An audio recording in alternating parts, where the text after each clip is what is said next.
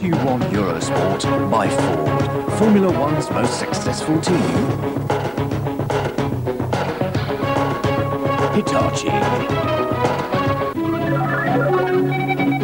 Elf Oil, world champion.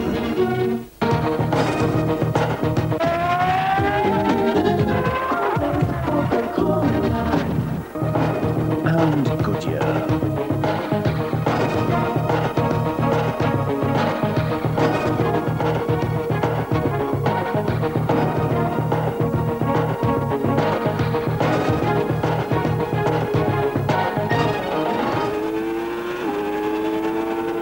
Hello and good morning from Barcelona. Hello and welcome on Eurosport, where we have the morning warm-up, half an hour around the circuit de Catalunya.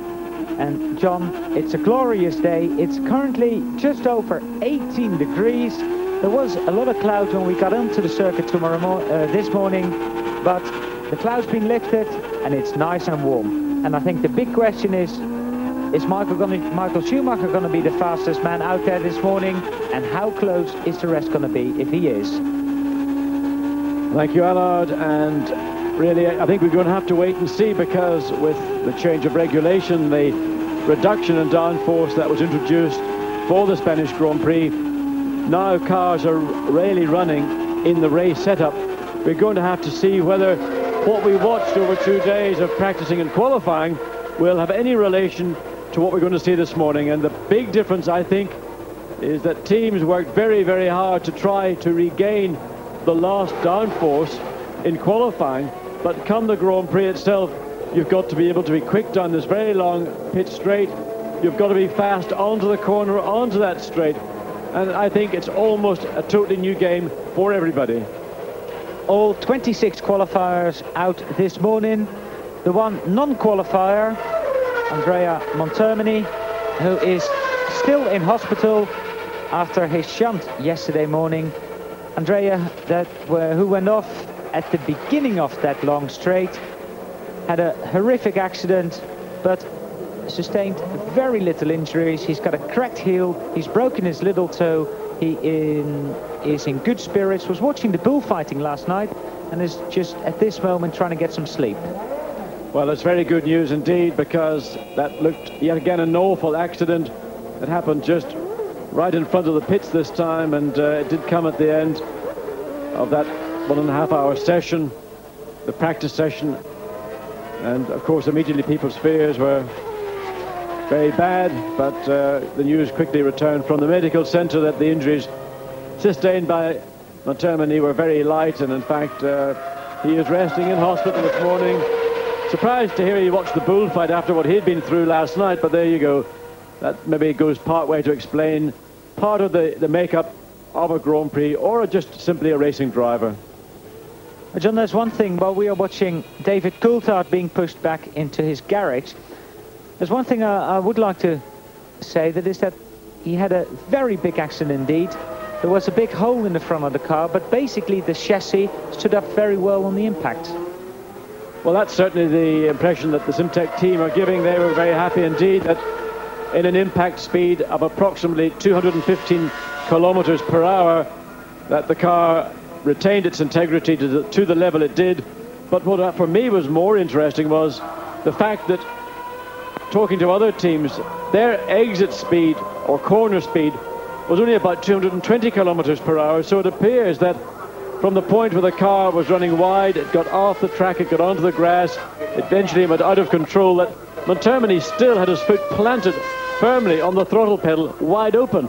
Now, when you get to a certain point, you've got to say, look, I'm going to give up. I know I've lost control. But it appears he had his foot on the throttle even at the point of impact. Damon Hill and Mark Blundell, the only drivers that have completed a flying lap so far. Damon now on his 4th flying lap, a 1:26.515, and Mark a 1:29.864. That's basically all the times we have so far. Watching Jean Alesi, who was the quickest driver down the straight yesterday, but not the quickest driver in qualifying. He qualified 6th, the 1:23.700. But John, if you look at the top speeds on, well, whichever sector you want to look at, Alesi was way quicker than anybody else. Well, that could be a factor simply of the Ferrari V12 engine, which is currently considered to be the fastest, most powerful engine in Formula One. It's aided by some very potent fuel, and fuel, of course, is an area that's going to be under the microscope, literally and metaphorically, because in Canada it will be mandatory to use pump fuel, and that is literally fuel, commercially available fuel, rather than a fuel that is made in a laboratory using the properties of commercial fuel. Slight difference in the wording, but the intent is to use now a four-star unleaded pump fuel. The effect of that is going to be actually quite a lot greater for some teams and fuel suppliers than for others. And again, in the pit lane yesterday, as we see, somebody has gone off looking down vertically. But the fuel loss, power loss, is going to be up to 60 horsepower in the case of some engines, teams and fuel suppliers. Damon Hill gone off the circuit in his spare car. The race car is still back in the garage. We can look across. So Damon, a quick jog back to the garage, and then no doubt he'll get into... Oh, well, that looked very elementary. I mean, the car, it just began to turn into the corner, and all of a sudden the back end started to come around, and nothing Damon was able to do. Now, going and talking about top speeds, again, looking at very early in the corner, the back end of the car breaks away. I'm sure a lot of people will be trying a different race setup, whether it's a lot less downforce or marginally less. Maybe even Damon had exactly the same downforce setup. But that is something that is going to be, well, let's say drivers and teams are going to have to be very cautious of, because they have not yet run a race in this low downforce setup on this type of circuit. Well, John, last night there was a drivers' meeting, and there was a majority vote on whether the cars are actually safer now than they were before Barcelona, and the majority of the drivers were happy with the changes made so far. An interesting thing is JJ Leto, amongst others, said maybe it's a good idea to go back to the wider tyre. He said, yes, we will go a little bit quicker around the corners, but then... Well, Michael Schumacher, that's the same corner Damon Hill went off, and he had a big problem. Maybe there's something in the track there we are not able to see, but certainly Schumacher is a focus of attention, very clear. John, going back to the wider side, they say it might be a little quicker, but what it gives them is a bit more feel, they say. Well, this is what I've been saying over the last two Grand Prix, in fact. So, obviously JJ may have had an opportunity to watch one of our programs, but I think that, cynicism apart, the difference between the current rear tyre, front tyre, and that they used up until the end of '92 is that the wheel and tyre dimensions were reduced. Now, to reduce the rear particularly, it meant a different form of construction. The sidewall construction now is a much more vertical one to try and get the maximum footprint from that limited wheel and tyre size. The outcome of it appears to be that when the back of the car breaks away, and this is the principal problem, there is less signal or message to the driver, and that message literally comes through his hands, his feet, and the seat of his pants.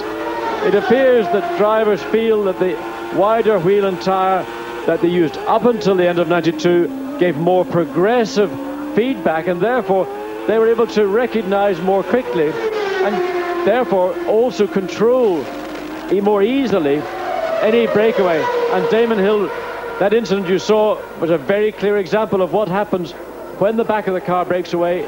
It goes, and there's almost no possibility at all of the driver being able to check it and continue on.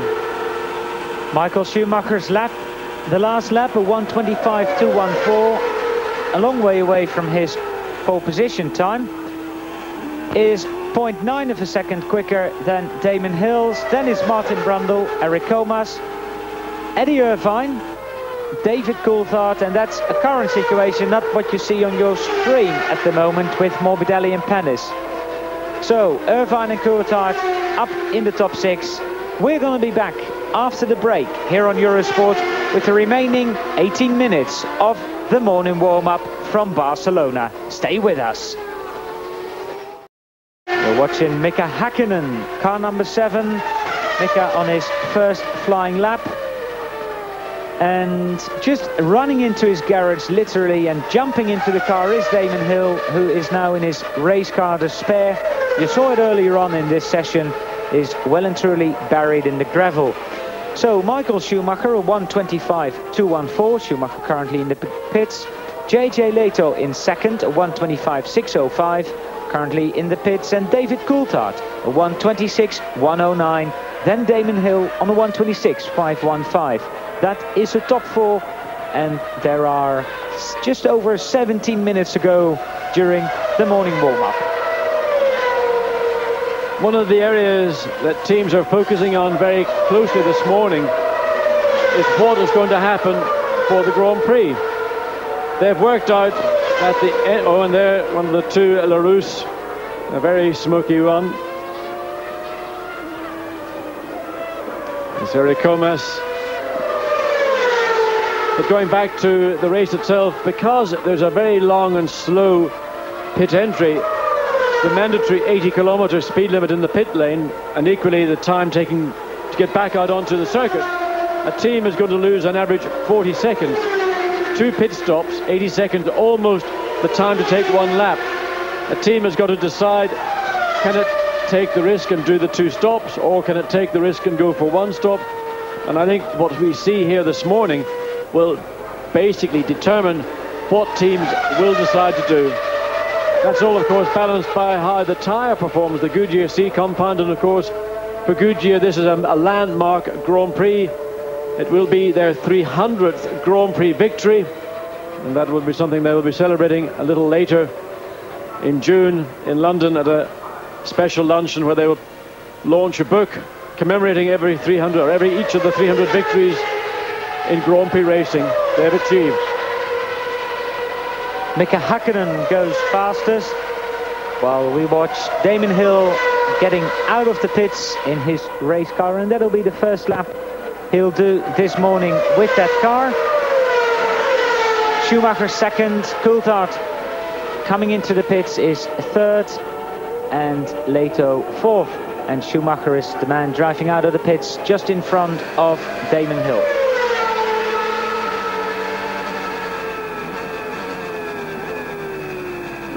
Well, John, we saw Damon come running back literally into the pit lane and going straight to his car. I think he's taken that first lap maybe to catch his breath a little. Well, yes, he did have a long way to run back, but I know that Damon has spent the winter training very hard indeed, and he focused very much on his cardiovascular side of his training. As driving racing cars, it all looks relatively easy. You're sitting down. You don't see how much work goes in to a Grand Prix car these days.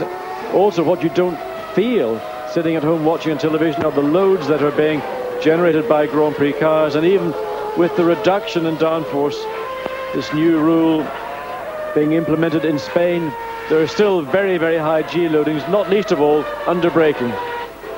Mika Häkkinen currently quickest, the 1:24.949, and that lap, well, getting back up to speed maybe, a 1:26.1. So Mika, John, is looking very aggressive and is really chucking that car into corners. He's always had a very high level of confidence, and of course confidence means so much driving a racing car. Now you can see just how close he came to the edge, coming up into this long right-hand Repsol corner.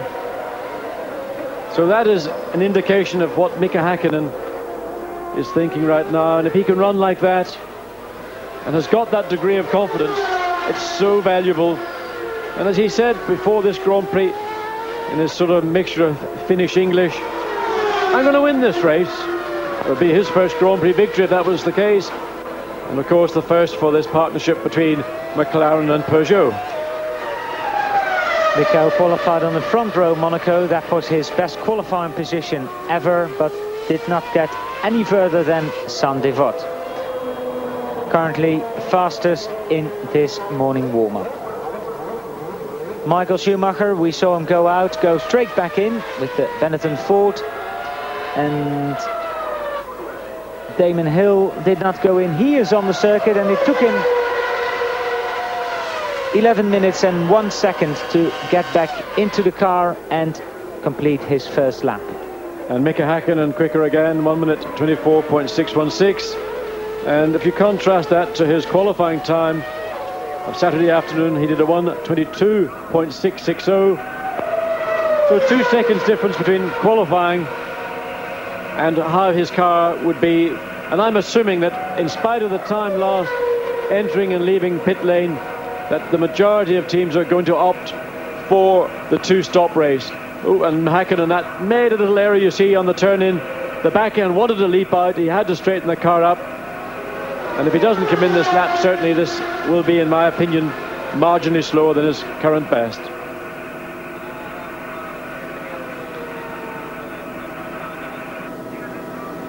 Through the tyre chicane. And then from here on, after that corner, it's basically all downhill for Mika Häkkinen until you get to start-finish, and then it's to climb up again. It's a lot of elevation in this circuit, John. It's good to see. I think it adds a little bit of character and a dimension that many circuits don't have these days. And Häkkinen decides that it's time to go into the pits to have a little discussion with his team and his engineers. He may want to run another set of tyres. Of course, teams that didn't run on the Friday morning, they were locked in conference with their colleagues, their team colleagues, and the president of the FIA, Max Mosley, discussing various aspects of regulation changes for future Grand Prix.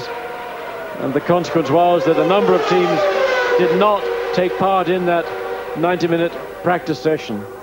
So the outcome is that they've got probably at least 1 or 2 sets of tyres that are a little bit fresher than people like Ferrari, who did go out and run in that 90-minute session.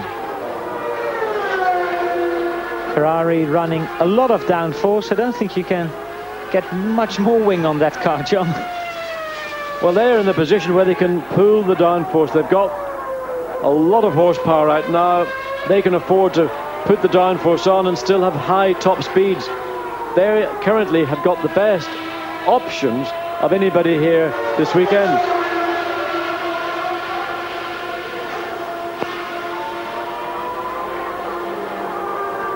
Gerhard Berger currently 7th fastest, and that's where he qualified as well. We still are some 10 minutes away from the end of this session, and still it's Mika Häkkinen in front of Michael Schumacher. David Coulthard, although he's in the pits, he is 3rd fastest, and 4th fastest, a couple of hundredths of a second behind, is Damon Hill. Watching Damon Hill coming into the pits, he's in front of JJ Leto and Martin Brundle in 6th. We're going to take a short break here on Eurosport. Please rejoin us after that for the finish of this session. Welcome back in Barcelona, and we've got a new man, fastest, top of the list this morning. He's just gone into the pits, but it's JJ Leto.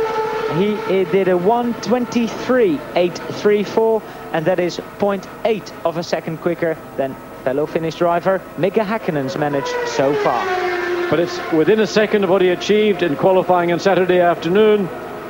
So clearly, Leto, amongst others, running, I would say, marginally more fuel this morning than he had in the car for qualifying. But certainly, if you divide the race into 3 segments, most teams will be running somewhere around about 70 litres of fuel at the start of the race. And with the number of laps that Leto would have completed this morning before he went into the pits, that would have dropped down to about 50 litres. For qualifying, they would only run around 20, 25 or 30 at maximum. So the condition that the car will be starting the Grand Prix in, as opposed to qualifying, not that far away in terms of total time difference, somewhere around about a second to a second and a half at the start of the Grand Prix. Well, John, and I suppose it's very much cooler than it was yesterday afternoon. Michael Schumacher just having a little wobble coming onto pit lane. And well, the temperature this morning, it's 5 to 10 here, and this time yesterday morning it must have been about 5 to 8 degrees cooler.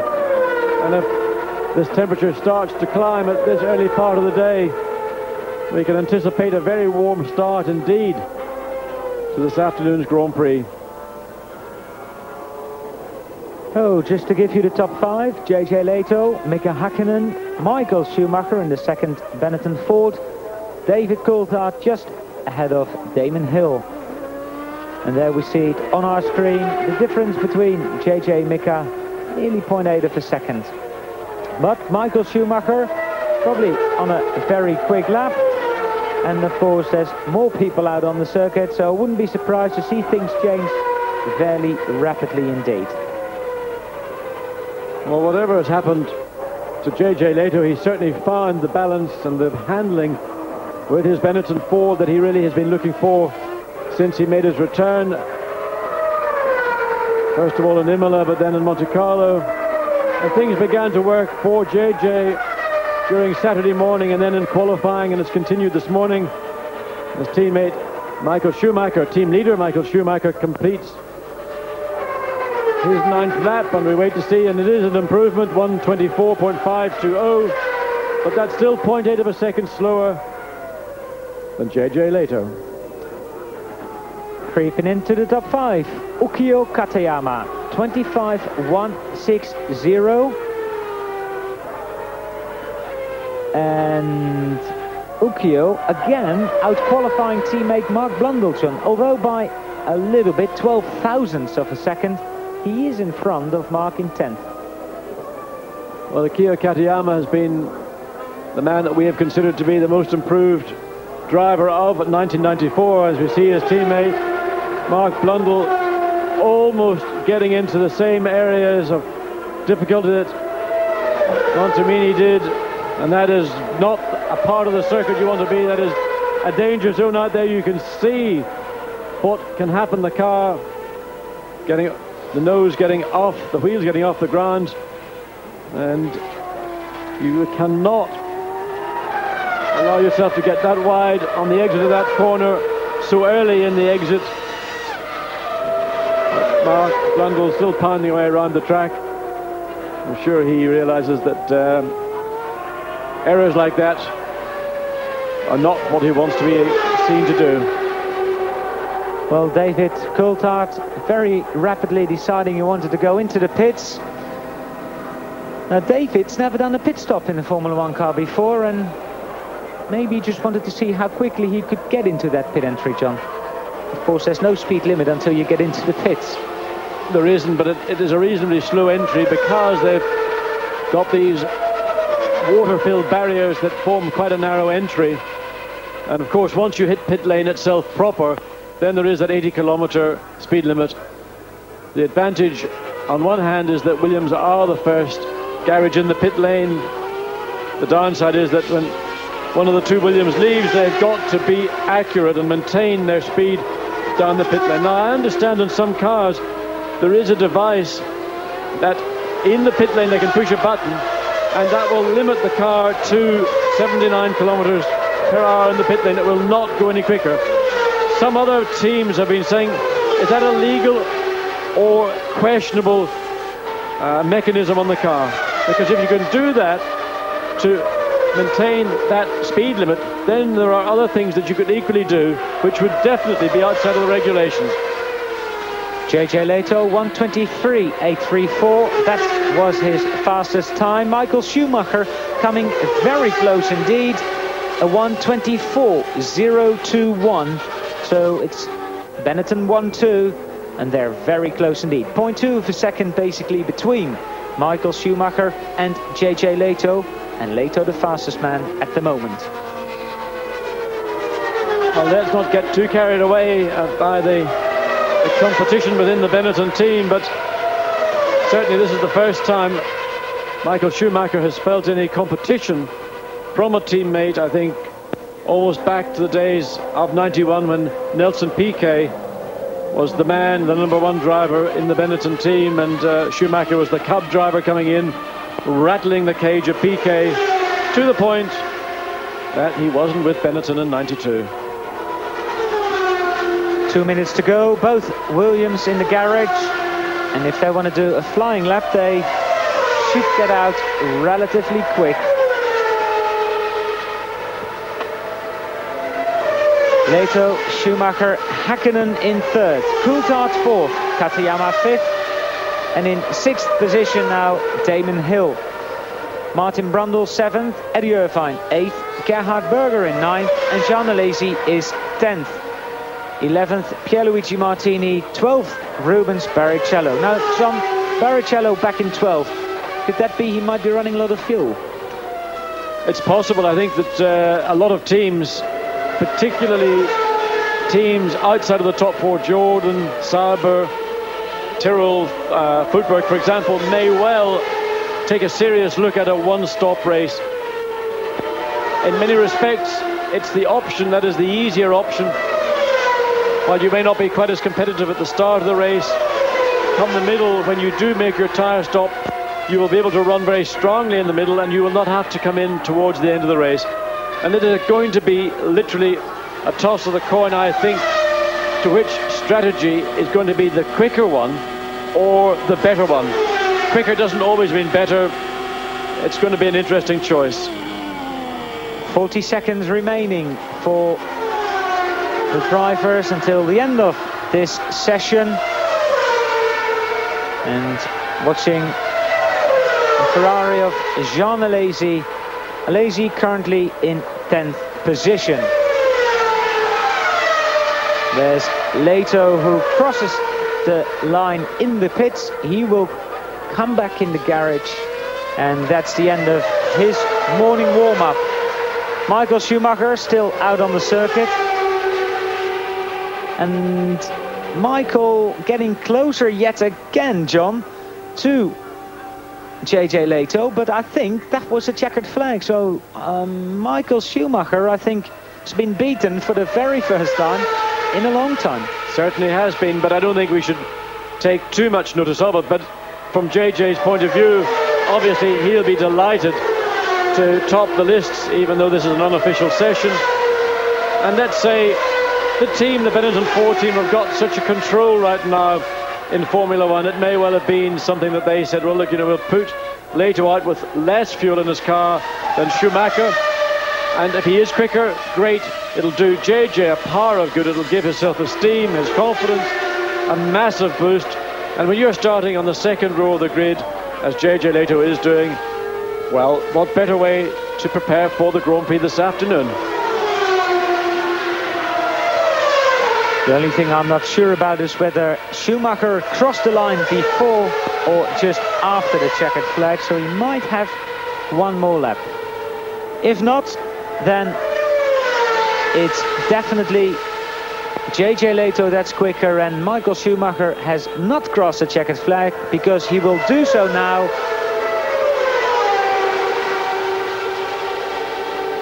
And he didn't go any quicker there. So JJ Leto, for the very first time in his Formula One career, tops the list during the morning warm-up. Michael Schumacher is second.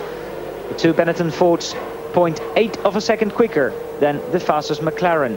Then it's David Coulthard in the first of the Williams Renaults, Jean Alesi in the Ferrari, Ukyo Katayama in 6th, and Damon Hill in 7th, just in front of Brundle, Berger and Fittipaldi. Mix and match in top 10. It certainly is, and at 2 o'clock or just beyond that, when the light goes to green and the mad charge starts all the way down into that first very tight right then left, it's going to be an interesting opening lap. Of course, out of that chicane with no name, as we have actually named it, there will be a stationary yellow flag, so there will be no overtaking permitted. And in fact, in the Formula 3000 event that was held on Saturday afternoon, a similar situation, and everybody got through cleanly, much to the amazement of a press room waiting in anticipation to see what would happen to that safety chicane that was introduced here on Thursday evening for Friday running. There we see the top 13 on our screen, with Heinz Harald Frentzen in 13th and Pierluigi Martini just behind Eddie Irvine. But JJ Leto, as we said it, fastest this morning. There was a big smile on his face before the warm-up, and I think it'll be even bigger right now. Remember, while you're going through the times, we are on air half an hour before the race starts. The race starts 2 o'clock basically, so we'll be here at 1:30 if you're on the continent, 12:30 if you're in the UK. That's all the runners. Barrichello 14th and Belmondo in 26th, and everybody else in between. Thank you very much for watching the morning warm-up. Don't forget to come to us half an hour before the race starts. From John Watson and Allard Kelf, see you later. Thank you for watching now. Bye-bye.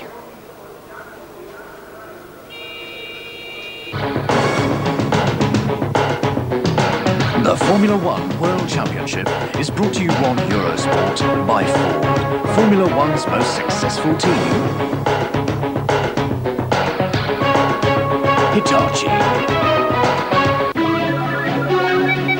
Elf Fuel, World Champion.